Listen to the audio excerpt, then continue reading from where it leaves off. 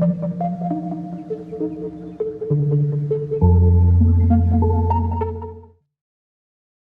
さんこんにちは。東京都渋谷公園通りギャラリー交流プログラムレターアートプロジェクト届くのキックオフトークイベントを開催します。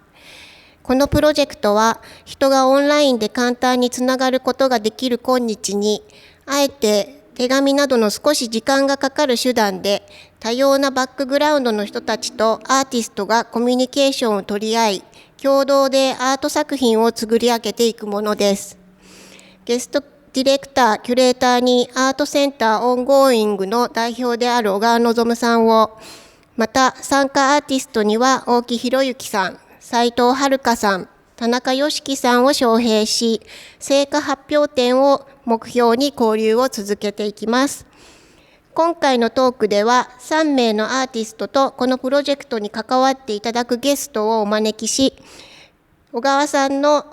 司会進行でアーティストの紹介からプロジェクトに対するお話などをしていただきます。本日のゲストはピアサポートネット渋谷の理事長相川さん、アーティストは大木博之さんです。どうぞ最後までお楽しみください。では小川さん、よろしくお願いいたします。よろしくお願いします。私は今回のディレクションとキュレーションを担当している小川と申します。今日は司会をやらさせていただきます。まずこのレターアートプロジェクト届くについて今簡単にご紹介いただいたんですけど、今現在進行でコロナの状況でなかなか直接人と人が出会うということが難しくなっている状況で、今回のお話をそういった状況の中でお話をいただいて、でいろいろ今オンラインのトークイベントとかいろいろやってると思うんですけど、あえてそういうオンラインではないこの状況をむしろ逆にポジティブに考えて何かできないかなというふうなことを考えた時に手紙を使って手紙のような間接的なメディアを使って何かしらのコミュニケーションを取った時にオンラインではできないことができるんじゃないのかなというふうな思いがあって、このプロジェクトを提案させていただいてこのプロジェクトが始まることになりました。で、作家の選出も僕の方でやらせていただいたんですけど、そういった手紙なり間接的なコミュニケーションを取るということができそうな作家さんを3人選ばせていただいて、で今日はその一人である大木博之さんをにちょっとお話を伺っていきたいなと思っています。それで、大木さんが今回のプロジェクトを進めるにあたって協力をいただくピアサポートネット渋谷の理事長であられます相川さんにも今日お越しいただいてお話を聞いていきたいと思います。まずは、大木さんの紹介から今日相川さんと大木さんがお会いするの初めてということで、僕は大木さんとも随分長い付き合いなんですけどどういった作品を作ってこられて、どういった活動をされていたり、どういう考えで普段制作に携わっているかっていうようなことをちょっと聞いていきたいなと思うんですけど、大木さん基本的にあんまりかっちりしたプレゼンテーションみたいなのは苦手ですよね苦手だと思うので結構ざっくばらんにご紹介いただければと思うんですけど、大木さんは普段は基本的には映像メディアを使って作品を作っていらっしゃいますよね。はい、最近もずっとビデオで撮られてる感じですかね。そうですね。っていうかいいの挨拶しなくていいな。はじめまして、大木です。目線がわかんない。よろしくお願いいたします。で、ですね。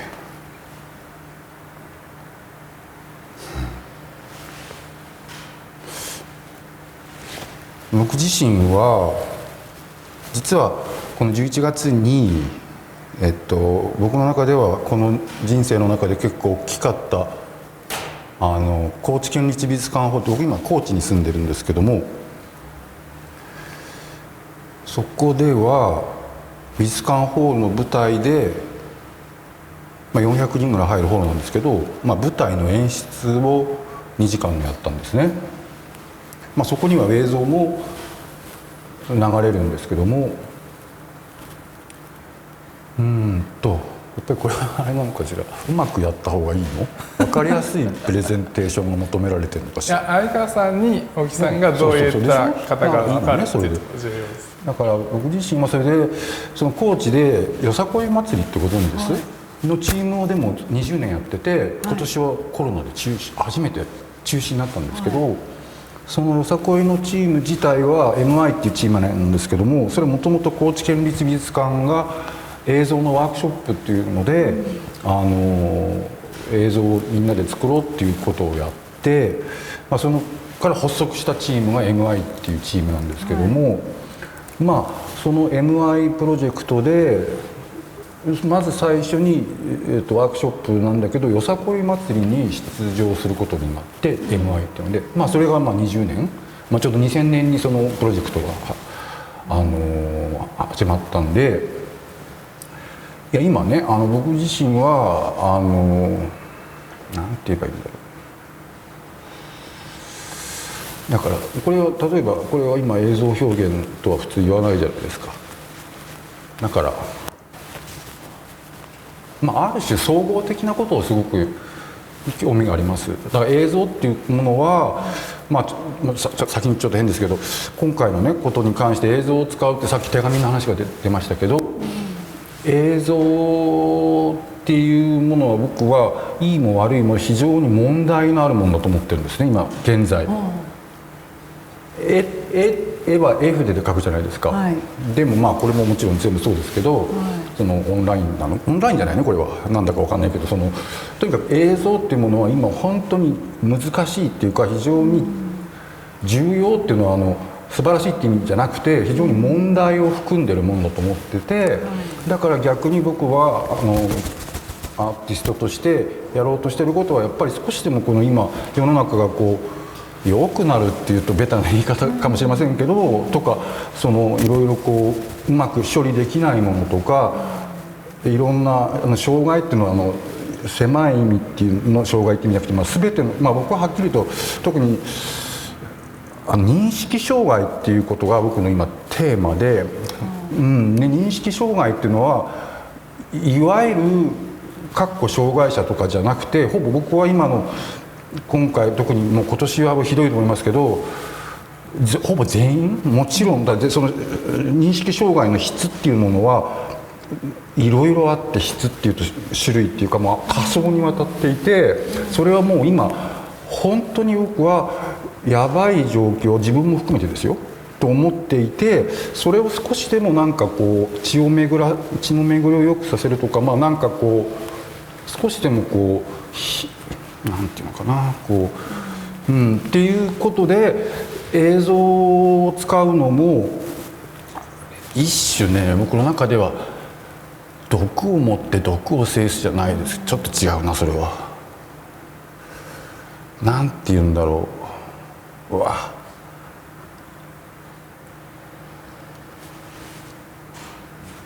これあれなのかなピーとかだったりするの？しないです。映像をただ自分の撮りたいと思った映像をただ作品として撮るっていうこと以上に、それを撮ることで何かしら社会の状況を改善するみたいなイメージがあるんです。状況であったりだから僕自身は自己表現とはあんまり考えてないんです、はっきり言って。だからやるべきこと、自分がやれることをやりたいっていうのがあって、そのためにもともとそれに僕自身は、建築なんですよ、出身がね。で建築っていうものも実はだから僕にとってはよく建築から映像に転向したみたいに言われるんですけど、そんなことはないって言ってるんですよ。僕は建築ってものも建築をどう捉えるかによるんですけど、僕は別にこういうなんとかビルがどうしたっていうのだけじゃないと思ってる。建築家が新しく建てるものが別に建築なわけではなくて、僕にとっての建築っていうのは街であったり人が使ったりその家があったりとかそういう意味での建築っていうものの出発した時にそれはだからそういうアートがどうとかそういうことじゃなくてなんていうのかなこう出現するだから僕はよくアクションって言葉を使うんですけどでこれも今じゃあ例えばこの会話の中でこのジェスチャーがね何を伝わるか分かんないんですけどそれは例えば言葉と言葉で喋ってるわけですけど、視線もそうですよね。あとだからそういう総合的なところを、映像っていうのは映像が持つ力っていうものがあってそれをどう使うかっていうのがすごく難しい中ではっきり言って今のここもものすごく僕は難しいものだと思う。やっぱ聞きたくなっちゃいますよ。これがどういうこの映像が一体何のためにどうっていうのは僕よく把握してないんですね実は。でもそれはしょうがないじゃないしょうがないってことはないけど全部が理解できるもんじゃないんでちょっと話がねまとまりないんですよ僕の場合。だからちょっと具体的にちょっと大木さんの作品とか見せますか？じゃあちょっと見てみましょうか。実はこれはね今流すやつはこれをちょっと待ってね。で僕映像だからそういう意味で言えば僕映像に関してはかなりラディカルだと思ってます。ラディカルって言い方がこれ出た。これはねこれはオーマイゴッド僕 VJ も DJ もやりますんでだからいろいろやりますんでいやこのオーマイゴッドっていうのは実は去年よね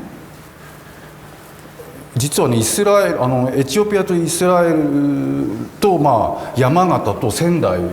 が出てくるんですけどそれは去年の作品で実はこの大川君がやってるオンゴーイングで去年個展で発表しててしかもその映像は変化していくんですよ会期中にどんどん。編集をしてってっていうだから僕は割とそういう動いていくのが好きでさっきのプレゼンの話じゃないけど変化していくっていうかやっぱり常にでこのねほらこれも11月22日にミックスで書いてるからこれ展示の個展の24日までだったか多分2日前に更新してるんですよこの会期が始まって途中で変わったバージョンなんですね。オーマイゴッドっていうのしかも。でもなんとなく今見せようと思ってでねやることはどういうことかっていうとこうやってもう途中からやりますからね。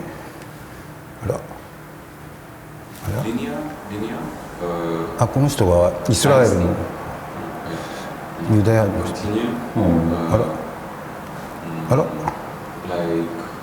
なんでこれいかない？ It's like kind of どうしてこれいいかな。いいやじゃあこう。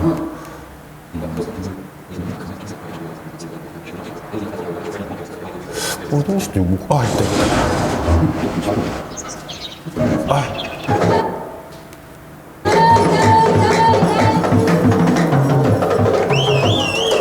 れエチオピアですね。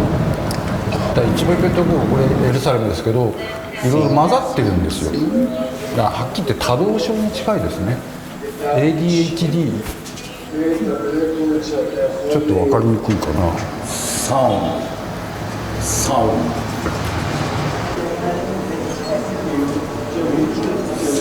普通に言えば非常に日常的ですでしょ。こう手持ちでやるんで大体これはいわゆるちょっと待ってこれは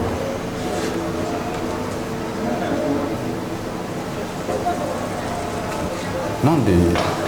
これになったかな決めてなかったんですけどね。分かりにくいですね。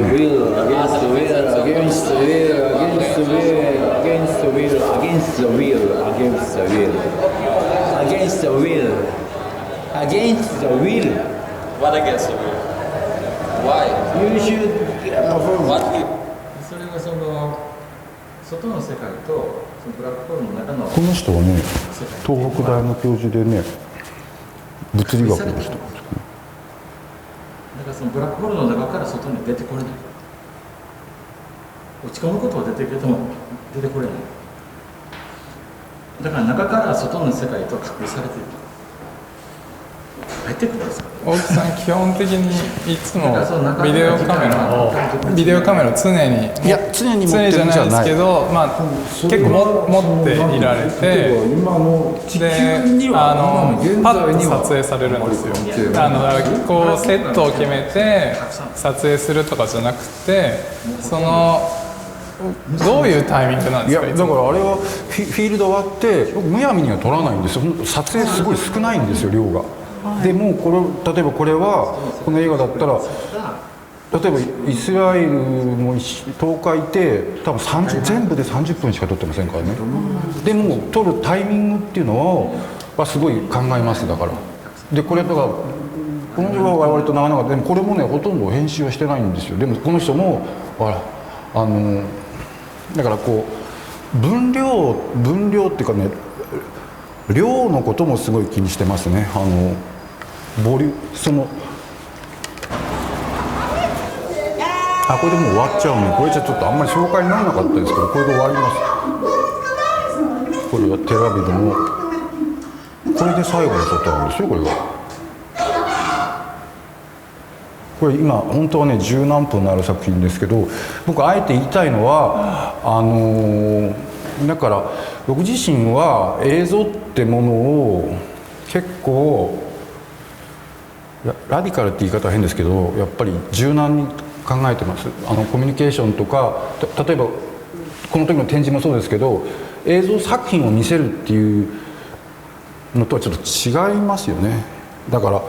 アクションなんですよ。だから映像が生態とかに近いかもしれないですね。生態？僕はいつも言ってますけどね自分がだから鍼灸とか生態でだから人のこう認識の回路にこう痛いだから僕自身が今一番気になってるのは世の中が全体がそうなんですけどすごくねこう血が詰まったりするじゃないですか。動きが悪かったりそこにこうでそれは対処療法じゃなくてそこにどこをどうするとなんて言うんだろうっていうのはだから僕はやっぱり、ね、対症療法が嫌いなんですよ。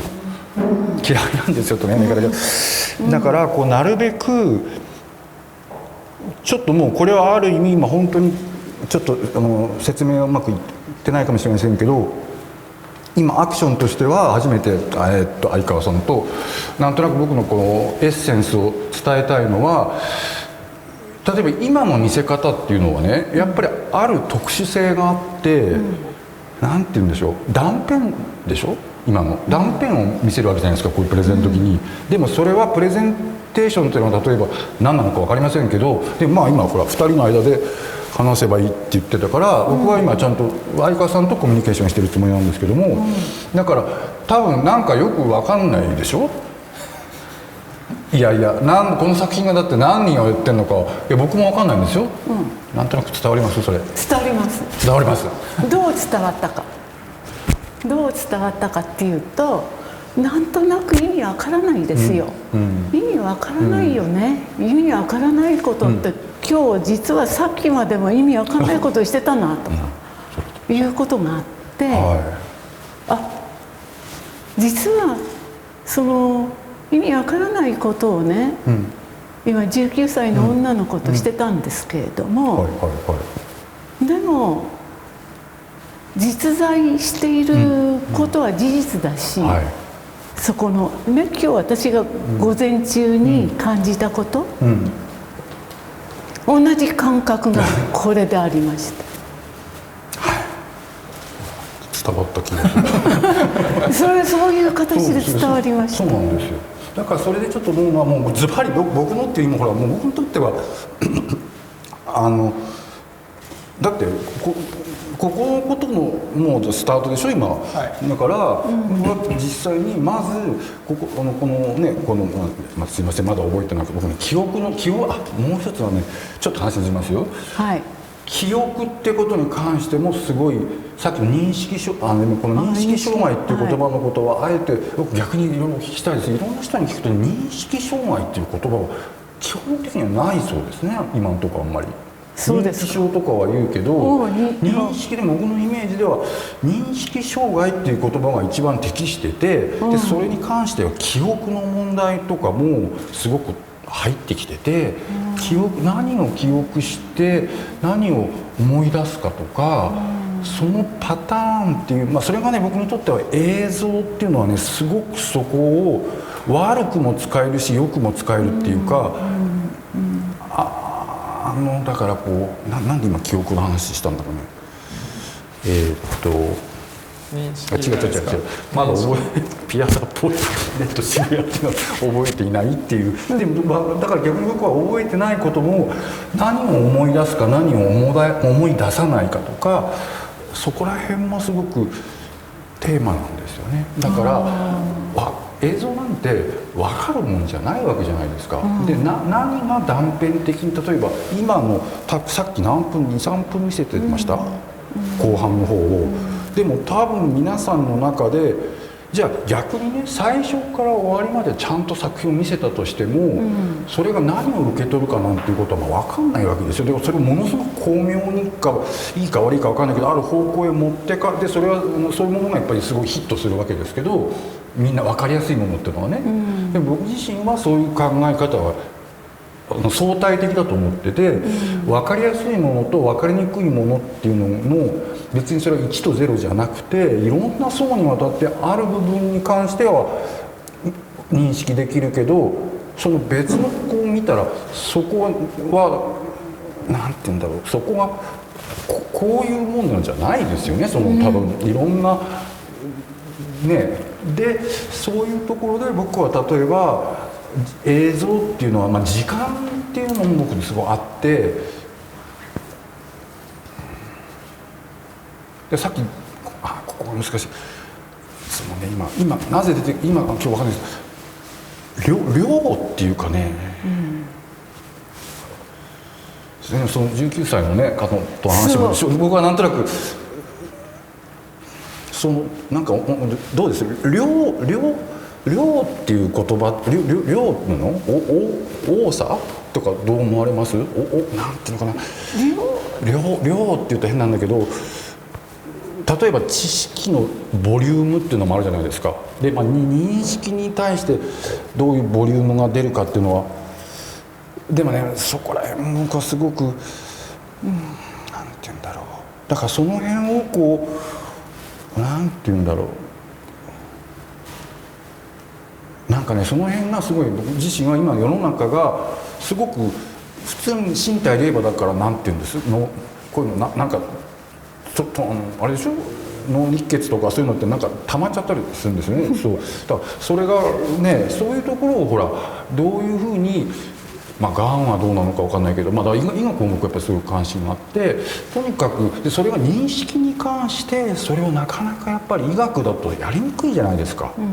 こういう物理的な血流とかね、その呼吸に関してはだけど、やっぱり僕自身がなぜ認識障害をテーマにしてるかっていうと、認識に関してのまだだからなんて言うんです、だから治療っていう言葉は嫌いですよ。でもね、何が認識に作用してるのかっていうのは多分科学的にやっぱりまだ検証ができてないんですよね。それはそうですよね。そうなんですよ。まるでね。だから私がなんとなく分かったかな、映像のお話をね、伺って、なんとなくこういうことかなって分かったのは、私はもう日常引きこもっている人たちね、人たちに関わるんですよ。分かるわけないですよ。その話をしてね、分かるわけないんだけど、でも分かるところはあるんです。でその分かるところ、今日の話で言うとね、19歳のお嬢さんでした。いろいろお話を聞きました。私が唯一分かったのは、料理を作ると。料理を作るのを作ってます、毎日。好きなものを3つって言ったら料理が出たので、料理でその料理でなんでって聞いたら食べたいから言ったんですよ。そりゃそうだよね、大体料理って食べたいから作るもんだよね、と思いながらで、いろいろな料理を教えてくれました。一つ私が一番そっかそれなら私も作って食べたいと思ったのがあったんです、それイカ飯だったんです。あ、イカ飯うまそうと思って、よしじゃあ私も作るかな、でじゃあイカ飯レシピってもうちょっと詳しく教えてよ、言葉だけじゃなくて絵とかさ写真とかさって言ったんですよ。で今度ね写真撮ってきてくれるって醤油の入れ方とかでそれはやっぱり人が口で言葉で聞いただけではわからないけれど目で見たらわかるし、多分イカ飯おいしいだろうなっていう思いからその問いが出るわけじゃないですか。多分ね人とこう話をしたり関わったりした時に分かることっていうのは多分そういう場面ですね。だからといってあなたなんで引きこもってるのなんて全然分かりませんでした。なんか伝わりました。なんか今ちょっとじゃあ大木さんの紹介なのか分かりませんけど大木さんの話を伺って、相川さんの普段の活動についてもちょっと伺っていきたいんですけど、ピアサポートネット渋谷のご活動について今回その大木さんがこの「届く」というプロジェクトに参加するにあたって相川さんのご紹介でどなたかをこうつないでいっていただくっていうというふうにちょっと考えているんですけど、普段のそのご活動というかピアサポートネット渋谷のどういったことをやられてるかっていうのをちょっとお聞きしたいんですけど。そうですねそれはまた非常に難しくって、この引きこもっている状態の人々、複数というかたくさん関わってるんですけれども、その引きこもっている状態っていうのはよくよく見ると全員違う、全部違うんですよ。それは人間が違うと同じぐらいやっぱりみんな違う、でも世の中的に見ると引きこもってる状態っていうのは大体こういうもんだってイメージがあるじゃないですか。どこにも行かずに仕事もせずに人と関わるのを嫌いで、そういうイメージがこう一般的に社会の中にあって、でも実際に関わってみるとそれぞれさっき言ったけどそれぞれ違っていて、その違いのね言ってしまえば面白さ、なんでこの人はこういうところでこう引っかかっちゃったんだろうとかいろいろあるんですよ。で今回はね、ピアサポートネット渋谷っていうのはそもそも不登校、私が教員やってたゆえもあってね、そもそも不登校という学校に行かないという状態があった時に学校の側からそういう子どもを見てもわからないと思ったんです。学校以外のところから子どもを見るとやっぱり違うだろうと、で居場所を作ろうと思って居場所づくりを始めて今年で22年目になりますかね。で途中で居場所から学校に行かないだけではなくって、どこにも行かない子がいるということも分かり、で世の中的にはそれを引きこもりと称しているんですよ。じゃあその引きこもりをねしっかりやってみようと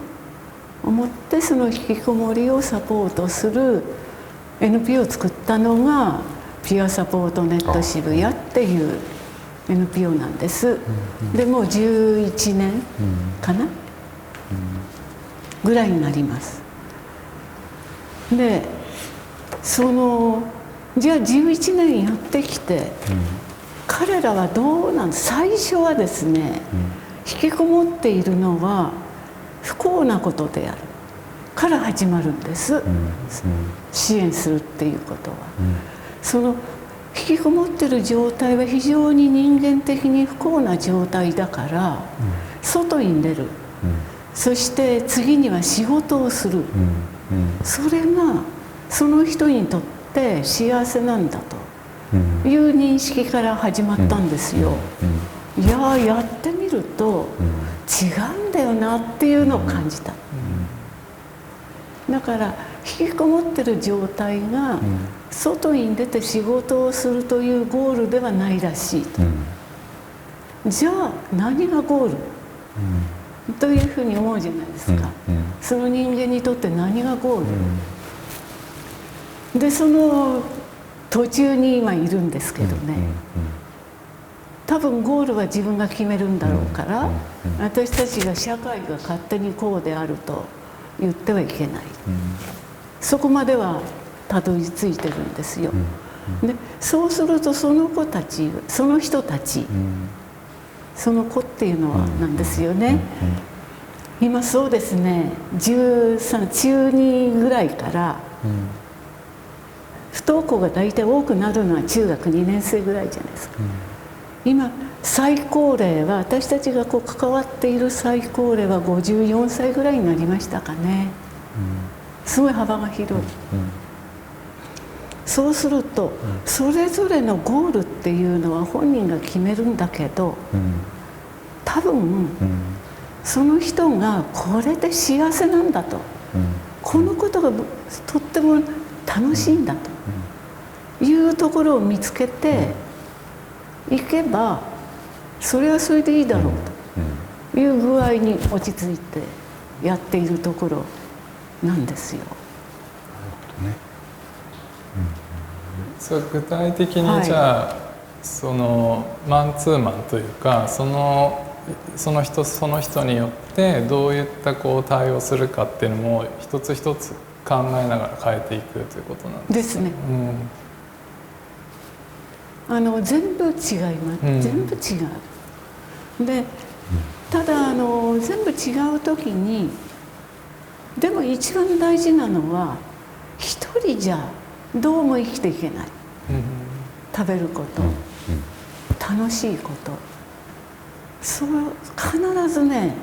もう一つに、もう一人でもいいや、一つでも一個でもいいんだけど、人間が必要、どうしても人間が必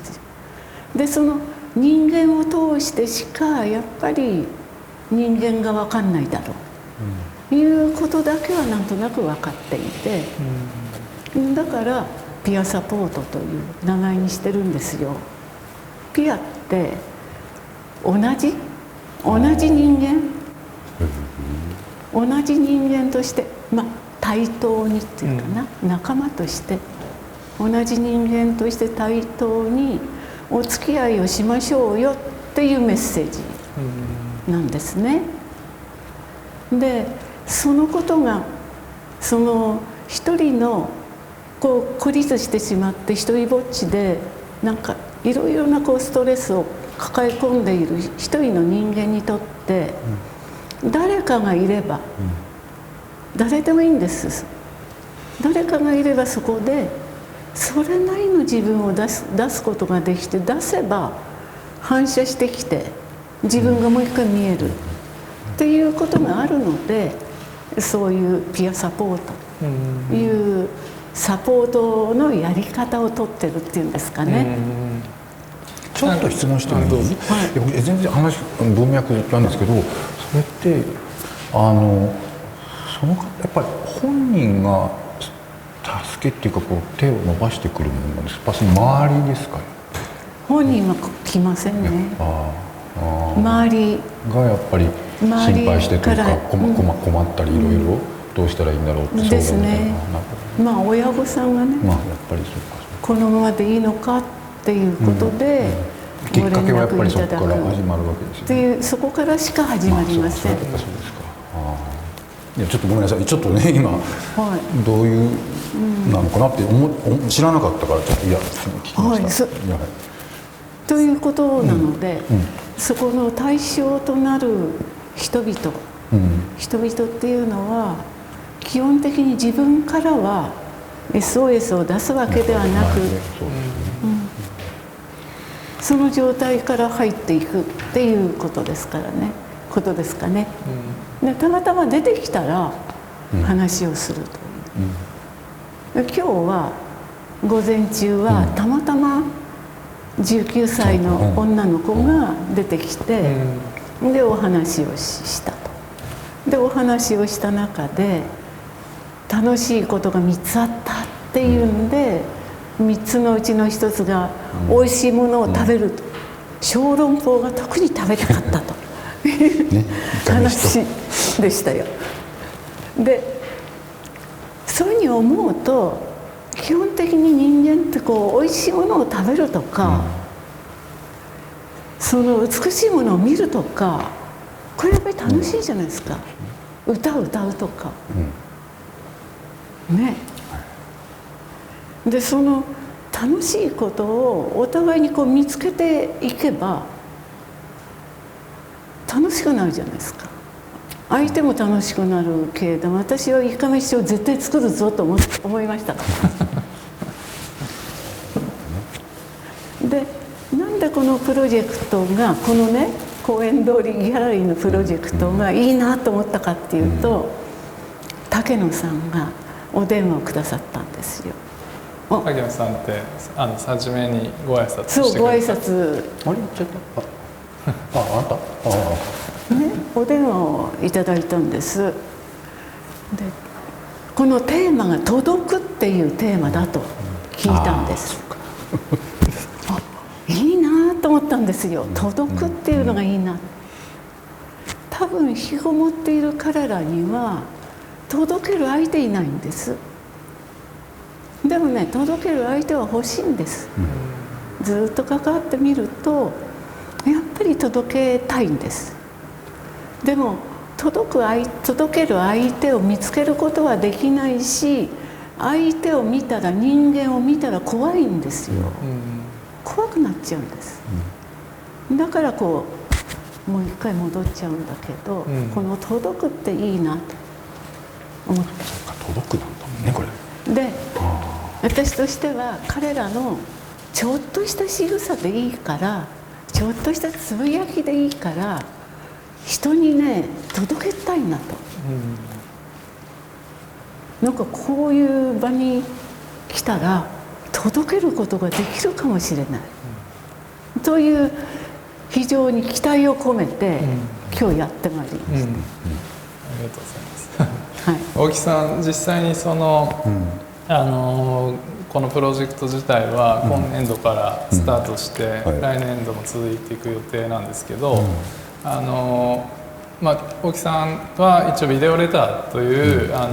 キーワードを出していただいてはいるんですけど、実際にでも大木さんにとってビデオとか映像っていうものが単純なその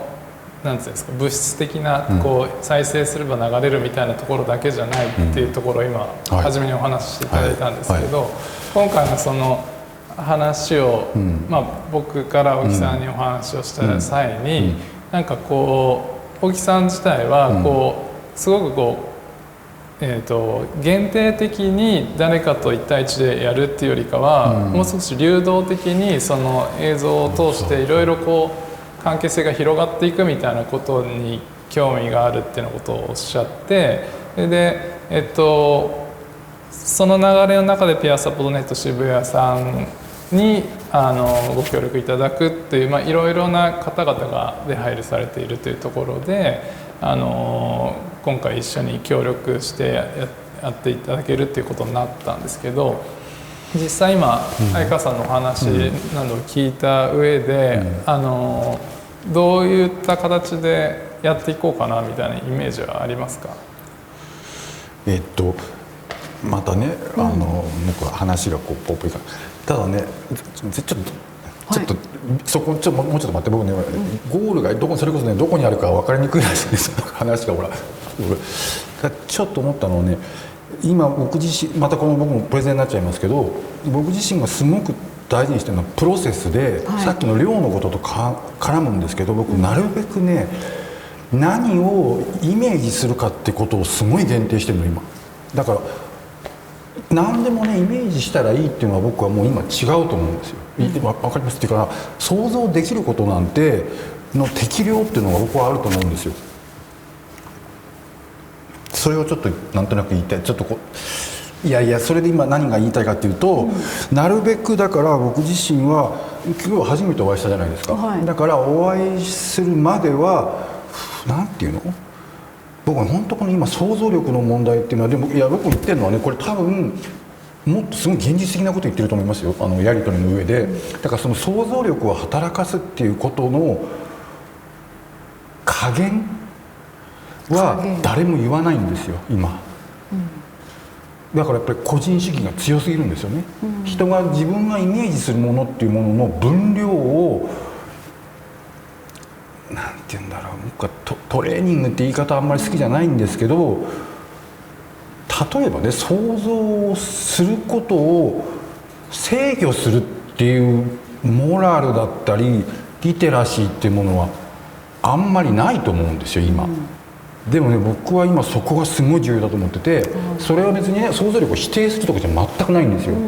だから自分が例えばだからね今言いたかったのは、小川君がどういうことって言った時にね、そのどういうことを今どれだけイメージしてどれだけ喋る方も含めて、別に思って言わないっていうだけじゃないんですよ、っていう意味ですごく慎重にやりたいのよ。で一つ思ったのは今小川君がリマインドしてくれたんですけど、確かに1対 1対1というか、例えば誰か推薦というか分かんないですけど1対1でやるっていうことに対して僕自身は映像っていうものがある種のね複数性っていうか、その物質とだからこれ映像が物質かどうか物質なんですよ。でもね物かどうか微妙じゃないですか映像って。手紙はやっぱり言葉っていうすごい記号なんですけど、でも手紙って物じゃないですか。例えばでもビデオレターっていうのはそれはでも特に今そうですね。昔はまだこういうビデオテープとかもあったりしたけど、今は大体データじゃないですか。だからより物質性っていう物質っていうかでもさっきその認識も言ってるのは今その物と物じゃ例えばコロナ菌っていうものもこれ物質と呼ぶかどうかすごい難しいじゃないですか、でも物質ではあるわけですねもちろん。なんだけどいやその辺で今言いたいのは映像の今ちょっとこれ説明が長くてあれですけど、いやちょっと今ねすごい小川君の話を聞いて思ったことはだからそこが一番僕にとって今でも面白さでも興味があることで、どんなふうにだからいろんな人とっていうのもだからそれも多分例えばいろんな人とやるって考えちゃうのは嫌なんですよ。伝わりますかね。だからだから分かんないわけよ。ただその広がりは可能なのうまく言えないんですけど。っていうかうまくいけばそれは一つの力になる気がします。なんて言うんだろう、それを読めない。やっぱり僕具体的にじゃあって言って3人の人を紹介してもらってそれをっていうことじゃないわけよ。だから今から始まるっていうか、どういうふうにしたって全然状況知らないで具体的に例えば僕はもしかしたらなんて言うんだろう、どういう形になるのかなんとなくイメージとしてはなんか自分がチャッチャッチャって例えばそれこそ意味が分かんないね今さっき思ってたのはやっぱなんか話聞いてて相川さんのなんかやっぱほら届くの話と一緒ですよね。だからなんかね例えば僕はこうやって手でこういうのが例えば3秒あるでしょ。でその後もしかしたら例えばこれ手じゃないですか、人じゃないですか。例えばでも今撮れって言ったら例えばこのショットを3秒撮ると例えば人映ってない部屋ですよね、部屋の光が。で例えばいやさっき思ったのね、あとね、人とともに僕の特徴は、高知に住んでることもあるんで、非常に、美しい風景があるんですよ。風景っていうか場がね、場っていうかこう情景が。でやっぱり東京はそこが僕東京と言ったり、僕自身は東京生まれ育ちなんですけど、東京が確かに例えばその引きこもりの子っていう差別的に言うんじゃなくてね、例えば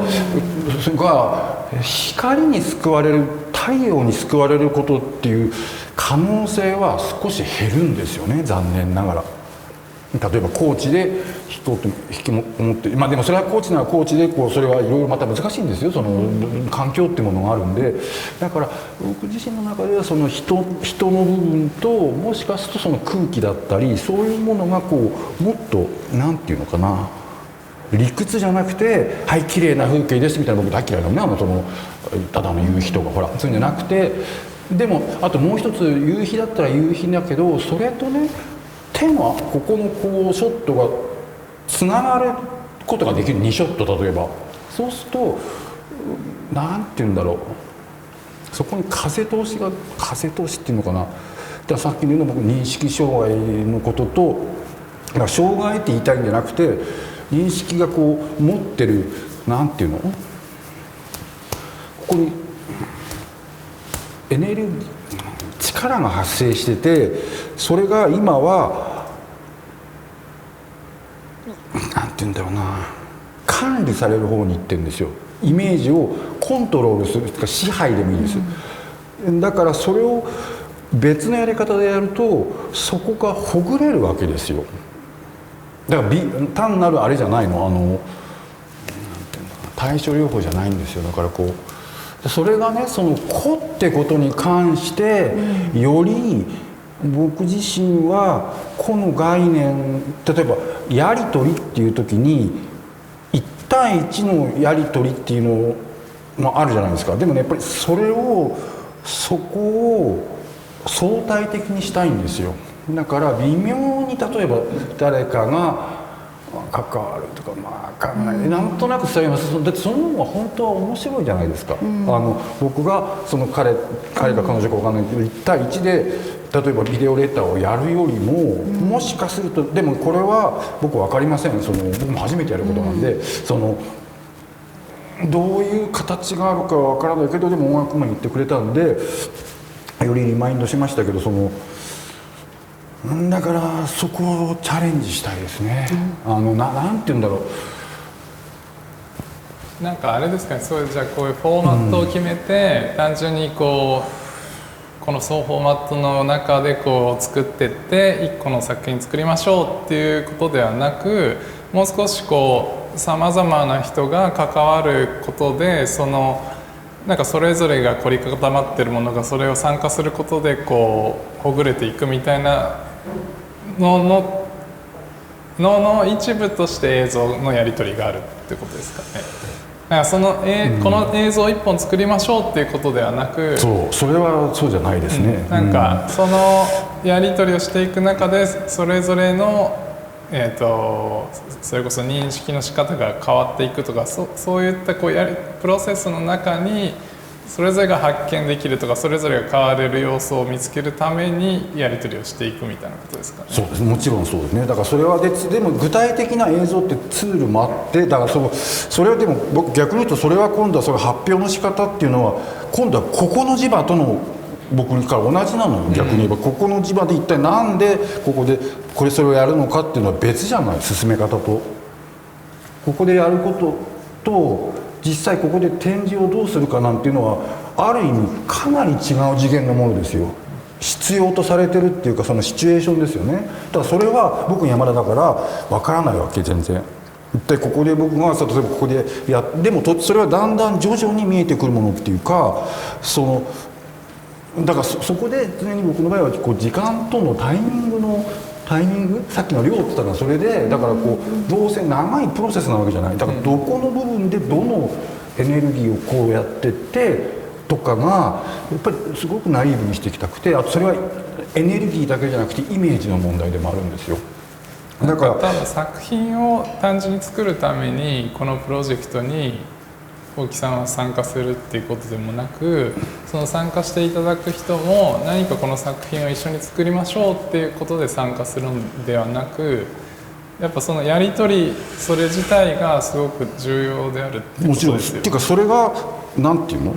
具体的なことで、だからそれを例えばどういうふうに持っていくかっていうのはプロっていうか映像作家でもあるんで、それはちょっとどういうふうになる、でもそれも今僕はやっぱ具体的には分からない、ちょっと一本のものにするのか、どうするのかっていうのもその必要性もあるじゃない。ただ僕自身は作品っていうある種の作品っていうものの持つ良さもあると思うんですよ。だからそれは簡単に言えないですけど、っていうか形、具体的なさっきの物の話じゃないけど、ある形を取るっていうことは大きいじゃないですか。例えばその引きこもりの子が外へ出るっていう行動が出たらいいかどうか知りませんよ。でもあるその形を取るっていうところが僕のしかもでもその形が全てとは思わないんですよ。ただやっぱりね、ある形に現れるかどうかっていうことはある違いがありますよね。だからやっぱり例えば想像で言ってすいませんね、でも例えば部屋出なかった人が具体的に出ることになるっていうのは何かのやっぱりきっかけとか積み重ねの中ですよね、多分。だからその辺を僕はだからで映像っていうものは意外とね、それを僕はやれるものなんていうの、そういうところに踏み込めると思うんですよ。なんていうのかな、それは多分映像自体が一種のなんていうんだ、機材っていうか経て介入してるわけですよ。絵筆と違う、絵筆だって絵筆自体は物ですけどもうちょっと単純じゃないですか。でもやっぱり僕自身は今こういうなんかわかんないで僕のカメラの超ボロいカメラしか使ってないんですけど、そのなんていうんだろう、そういうものが一種の空気っていうか、だからそ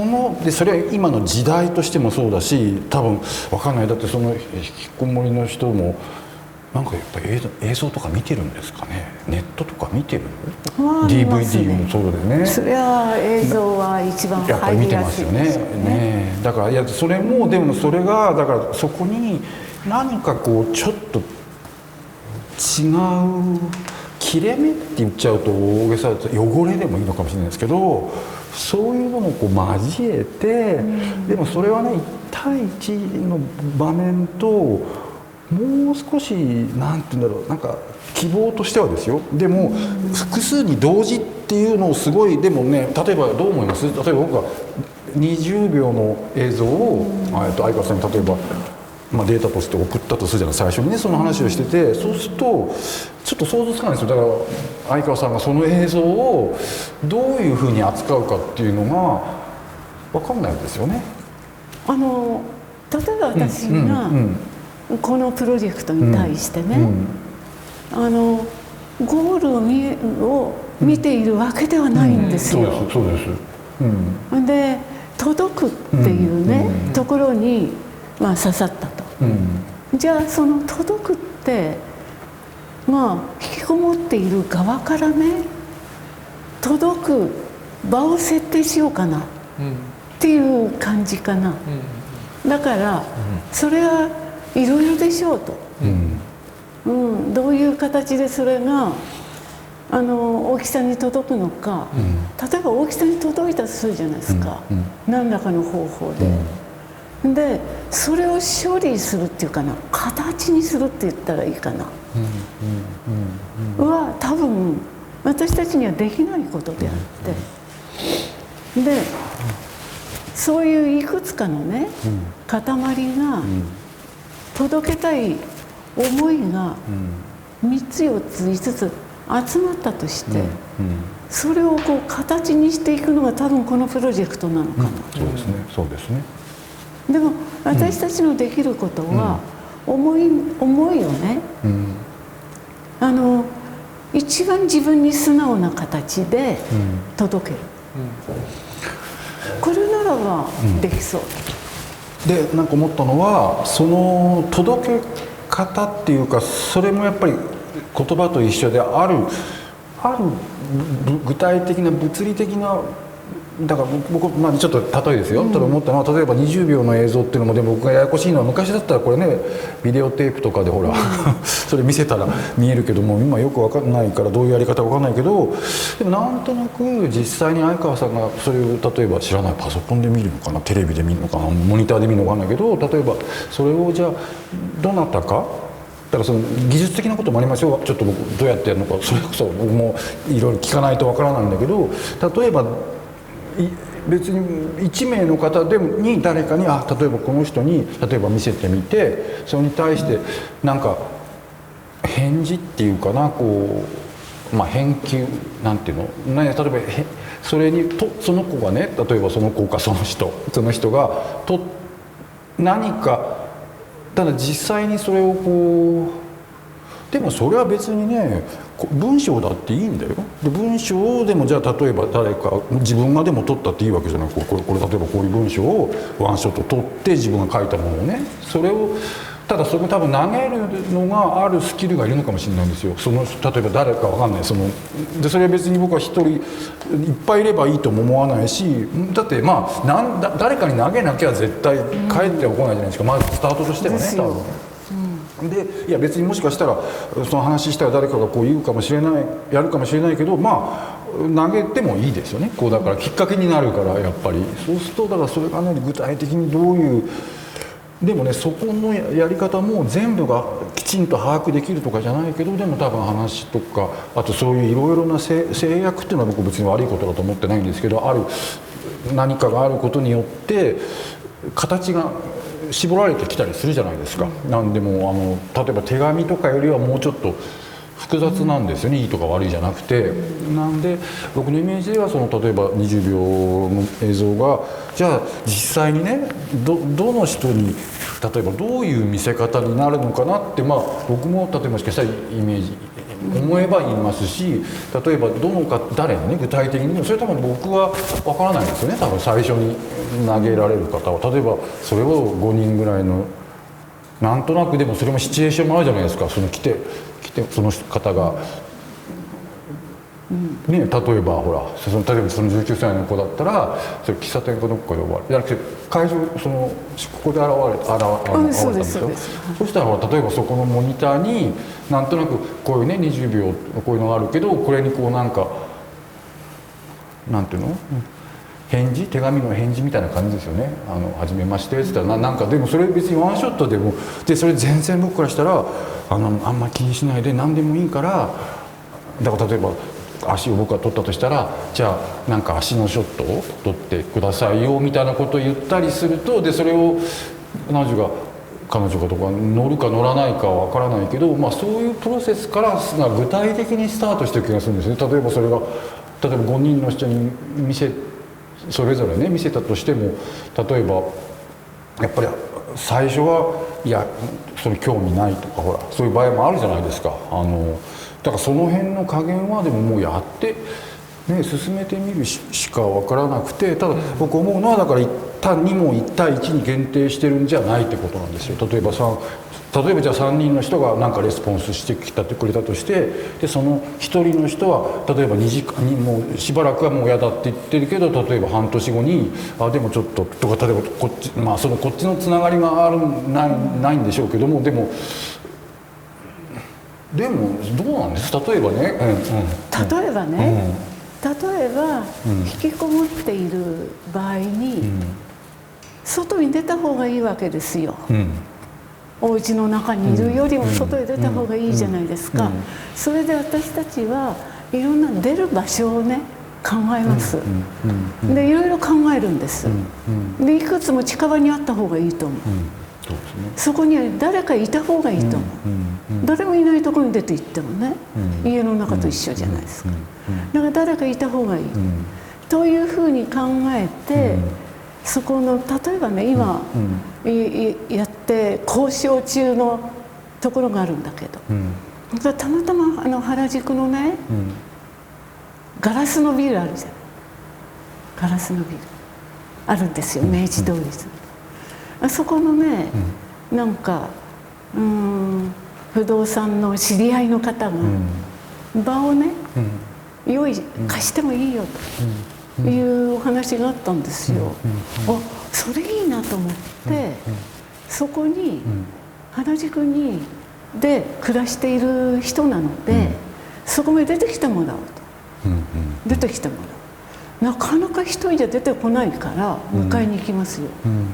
でお家に行くよりもそこからそこの場所に出てきてもらう、その要するに場を作るっていう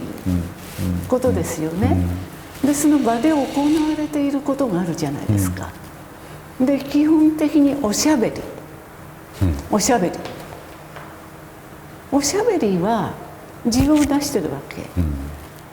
おしゃべりのついでに彼女はね、この季節ごとに引きこもり短歌をやってるんです。なかなかですよ。短歌、短歌。なかなか。ね、私いつも行くとここメモしてくるんだけど、短歌をやってる。でおしゃべりだったら、それ映像にしたところで何も面白くないじゃん。本人に要するに言いたいのは、その場があります。で場を広げたいと思うんです私。場で起こっている事柄を知ってほしいわけ。世の中の人、社会、ここに生きてるぞって、ね、知ってほしい場合には、そこの何かを捕まえて、こう発信したいです。発信をする。で、その発信の場が多分こうギャラリーかな。今のこう形で言えばね、何らかの形でそこに自分たちその人が、その人が自分を出せる、自分の気持ちを出せる場として用意されているのであれば、映像であろうと、その短歌が何かの形になってね、どっかに写真になっているんでもいいんですけど、何でもいいんですけど、いずれにしろね、その小さい場が小さくなく、もうちょっと大きくなる、社会の中に存在してくれる、それ一番期待したんです、届くの中で。で大木さんのお話を聞いてすごい魅力的じゃないですか。なんか面白いことを考えてくれそうだから。そうですか。なんかいいんですよ。こう、ちょっとしたね、その人なりのイメージをポッと出してもらうだけでいいんです。なんだかわかんないけど。なんかそうですね。いずれにしろこう小さな場からね、ちょっとした広い場所に出ていく。で常にそれは先ほどおっしゃってるように完結編じゃなくてプロセスですよね。全てプロセスです。で実はそのプロセスの中にしか生きてるっていう実感がなくって、でそのプロセスをちょっとこう垣間見ました言う人が多くなれば多くなるほど、あ、彼女は幸せかなとか思うんですよ。なんかそういうイメージなんですけど、このギャラリーは。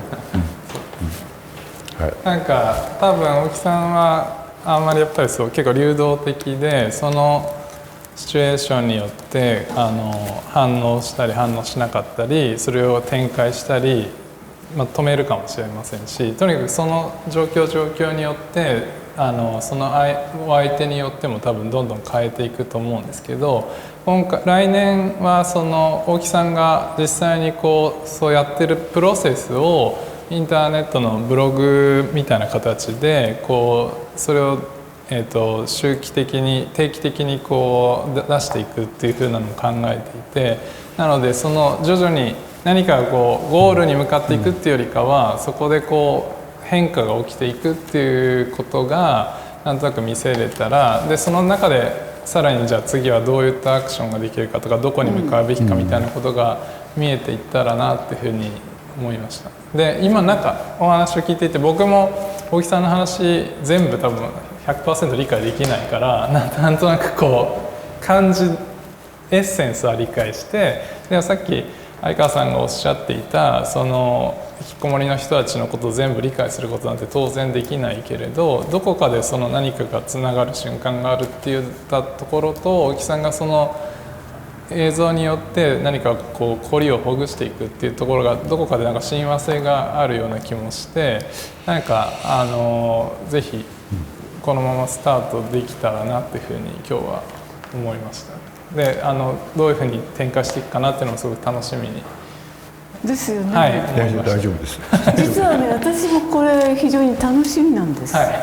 い、どうなるかわからないところそうですね、どうなるかわからないところが小川君に苦労かけるかもしれない。まあいい。ただ言えることは、こうね、引きこもりって本当にね、もう地獄の穴のようになって、左回りに落ち込むんですよ、くるくるくるくると落ち込む。まあ私がやりたいのはせめてね、右の螺旋で行ってほしいかなと。で右の螺旋で行くためにはとりあえず自分の力一歩外に出るという一つあるじゃないですか。一歩外に出たら次はもうちょっと、大会とまで言わないけれども、なんか複数が見れるようなそういう場に何かを登場させる、自分の足でもいいんですよ、さっきおっしゃったけれども、何でもいいんだけど、なんか自分の存在を登場させる、そういうこうチャンスをね、やっぱり作っていきたいかな。でそれがこう右回り螺旋、今の引きこもりは全部左だから、どんどんどんどんどんどん落ちて、左回りと右回りどう違う？左回りが落ちてくる。こう落ちていくのと上がっていくのと、そうそうそう、左で回るとね落ちるんですよ。左で落ちているところを右で曲がって上がっていくってことじゃないですか。これこっちで上がっていくってことはない？こう上がっていくことないんですか？あ、そっか、いや知らなかった。あ、そっか、はい、わかりました。でも。はい。ぜひ。そうですね。まあでも楽しみです。何かのだから映像って対象があるじゃないですか、だからそれがね、ここに自分だけど自分じゃなくなるんですよ、一種撮るってことは。だからやっぱり絵だとね、向き合うのもあるけど結局自分のものになっちゃうでしょ。なんか向けないんだけど自己表だからね、そのさっきの右回りから左回りから右回りじゃなくて何かのこうやっぱりきっかけにで、それもまだね具体的にこうちゃんとこう段取りがあるわけじゃないけど、何かそのね、あとその一人一人多分違う、まさに違うっていうところの細かいところに関してなんかこううまくね、それがじゃあ例えばこれだったらなんか反応してくれるかとかね、そういうことをなんか少し踏まえてたりすると、まあそれもまた面白いって変だけど、やりがいがあることですよね。その人が何かこうどうしたらその一歩、例えば部屋でもまずいいじゃないですか。部屋でまず自分の足を取るっていうことをレスポンしてくれたら、じゃあ例えば今度公園のね、落ち葉を取るとか、ほらそうすると外で取るしかないじゃないですか。だからなんかそういうとか足取るにしてもとか、自分の靴でもさっきのそうね、例えばイカ飯だったら作ったイカ飯を今度公園でみんな食べてるところとか、なんかほらそういうふうになんかこういろいろそうなんかこう楽しいじゃないですか。そういうのもね、もしかしたらいやそこが僕わかんない、そこにもう一人来ちゃうとやばいんですか？誰か2人が例えばその公園でね、イカ飯を食べて広がっていくのはね、そういうこうまあきっかけにね、で例えばほら僕として面白いのは、本当はね、その例えば今19歳の子が周りだとして、例えばもう一人の子がそれをやった時に、なんか例えばその19歳の子がその子が撮った映像と、例えばその子が撮ったじゃあなんか例えば別の自分家のなんか自分の別の料理と、例えば次のショットにそのイカ飯が彼女が撮ったイカ飯が入ってきたりすると、そこがつながるじゃないですか。そうすると、それささやかかもしれないけど、ある接続が起きるわけですよ。ああ、いいですね。だからそうやってで、どうせ僕はまたわけのわかんない、また先生なんか変なの取ってきたところにこうなったら取るんですけど、だからそうしてそれが少しずつこうなんか、でそれ別にね仲良くなるとかそんな大げさなことじゃなくていいんですよね。こうとにかく接続するから。だからそうするとそういうのが映像の力にあるんで、それやるとなんかこうね、それがこう少しこうあるなんていうの、まばらないろいろこう、例えば3人いたとして1人は例えばワンショットしかなくてもいいんですよ。でもまあその子が例えば1つあって流れでね、でこっちには例えばその人が10ショットあったのかもしれないけど、まあ、それも別にほら対等である必要もないし、だからそれまあある種の僕のそれテクニックもありますけど、それぞれの人がそれぞれのこう例えばほらそれで例えばね、それが一本のものになるとすれば、でそれが見やすいものになると本当はそれをみんなが作品として見たらね、ある意味ほら自分のそういうものと例えば他の人のものがこうなんかまとまりになってこうディナーじゃないけどこうね、そうするとこうまあそれに対してその揺れもあったりする場合もあるんでしょうけど、まあ一つのその辺もなんかこうなんていうの、客観されるものじゃない作品って、客観というか人に見せることもできるわけだし、まあそれを僕はむやみにみんなに見せることが全てだと思ってないんですけど、でもまあ例えばこれは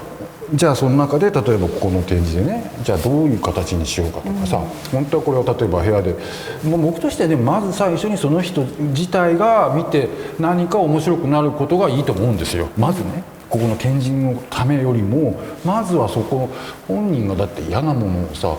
見せたってしょうがないわけで、そうなんですよ。だからそこから始まったら、じゃあそれがこう本当はね複数のこうとか同じ彼女の中の違う要素とは言わないけどこうとかもどういうふうにしてほらそれがこうそうするとほら世の中の中でそのなんていうの風になんていうのかなこうそういうことがまあ分かんない、僕もねいろいろ難しいこともあるのかもしれないけど、そういう理想はありますよね。やっぱりつながっていく実感みたいなのってあるじゃないですか。そうね、なんか何もそのね、なんかこう多くの人が見て「はい」って拍手するんじゃなくて、一つ一つがつながってそのつながり具合の確認、それは喜びじゃないですか。本当そう思います。だからそれがねささやかなものでいいと思うんですよ。本当にね、私も本当にささやかに、そういうことが行われている社会、誰かがやってる、それを誰かがやっているっていう状態が今一番必要かなというふうに思って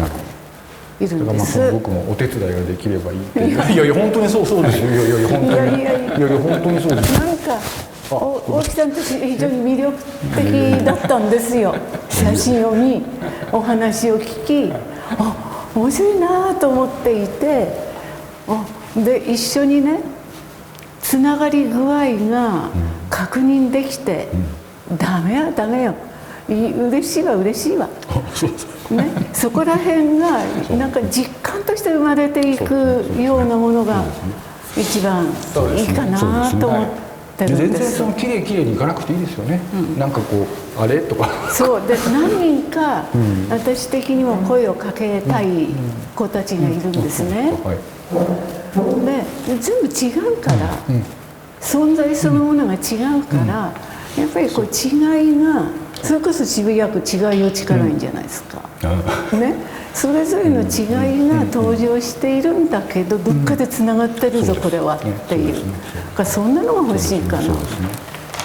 らまあある意味だから丁寧に少しずつでいいと思うんですよ。はい、もうこういうじゃあいっぺんにね5人とかじゃなくて、なんかわかんないけどね、それもなるべくだから僕そのプロセスのこう時間のとか取り方みたいなのをやっぱりすごく大事にしたいですね。だからあえて僕がよくやるのはほら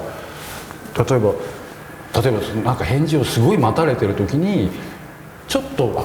遅らすとか、ほらそういうのもそれはだから不安なウェーブになる時もあるけどとかの何でもそうじゃないですか。だからその際どいなんかこうっていうよりはこう余地をこういろいろでもねその一瞬で決まるもんじゃないから、もうなんかこういろいろこのなんかいろいろやれたらなと思います。多分こういう話をするとね、引きこもっている彼らは全部引くんです。引く嫌ってもやっぱり嫌だこういう感じ。そうです引くそう全員が引きます。引くけど私に見せて、あいか私に見せてよって言うと OK だから、そういうもんじゃないですか。だから大木さんに見せるのはいいって聞くとするじゃないですか、いいって言うと、私は大木さんを信頼してるから、だから大丈夫になるじゃないですか。引きこもりの状態ってね、多分そこの状態にいるんですよ、不安で信用できなくて、なるほど。だけど一人を信頼すれば、信頼の信頼になるから、でそれが広がったら、自分は社会にいてもいいんだになるじゃないですか。そういうことをね、非常に今回、もしかしたら竹野さんの電話でいいなと思って。私勝手な自分の思いだけを言いましたけど、僕も受け取ります。いやでも楽しみです。どうやって展開していくかですよね。ぜひお力を貸していただければ、大木さんもぜひよろしくお願いします。よろしくお願いします。本当に楽しみにしてます。また触って何が生まれるかわからないというのが楽しい。こういうので OK な大丈夫です。今日で竹野さんが多分締めてくれるから。竹野さん。竹野さん。はい。でもこれで？これで大丈夫です。はいはいはい。ちょうど多分1時間ちょっとぐらいでしょう。そうですね。はい。じゃあお時間になりましたので、ゲストの相川さん、大木さん、司会進行の小川さん、お疲れ様でした。ありがとうございました。ありがとうございました。